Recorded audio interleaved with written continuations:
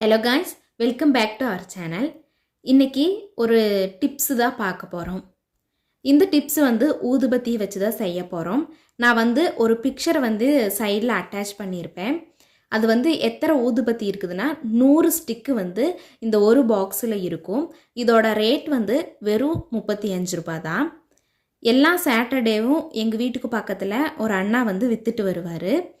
அந்த டைமில் அவர் வரும்போது 1 மந்த்துக்கு ஒருக்கா இல்லை 1.5 மாதத்துக்கு ஒருக்கா அப்படி இதை வாங்கி ஸ்டாக் பண்ணி வச்சுக்குவோம். நல்லாவே வாசமும் இருக்கும். இன்றைக்கி நம்ம செய்ய போகிற டிப்ஸ் என்னென்னு பார்த்தீங்கன்னா, ஒரு ரூம் ஃப்ரெஷ்னர் தான் செய்ய போகிறோம். இது செய்யறதுக்கு நமக்கு எவ்வளவு ஊதுபத்தி தேவையோ ஃபஸ்ட்டு நீங்கள் ட்ரை பண்ணும்போது 2 ஊதுபத்தி எடுத்துகிட்டு ஒரு கவரில் போட்டு கீழே கொட்டாத மாதிரி நல்லா க்ளோஸ் பண்ணிவிட்டு இடிகள் வச்சு நல்லா பொடி பண்ணி எடுத்துக்கலாம். இடிகள் வச்சு தட்டும்போது அந்த ஸ்டிக்கு தனியாக வந்துடும். அந்த மாவு மாதிரி இருக்கிற பிளாக் கலர் பார்ட் எல்லாமே பொடியாக இருக்கும்.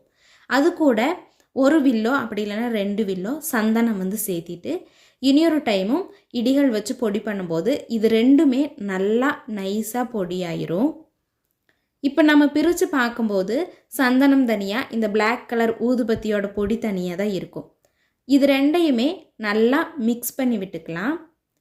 மிக்ஸ் பண்ணும்போதே நம்ம அந்த இடம் ஃபுல்லாகவே நல்லா வாசம் அடிக்கும். கலரும் கொஞ்சம் சேஞ்ச் ஆயிரும். இந்த பிளாக்கும் இந்த எல்லோவும் நல்லா சேஞ்ச் ஆயிரும்.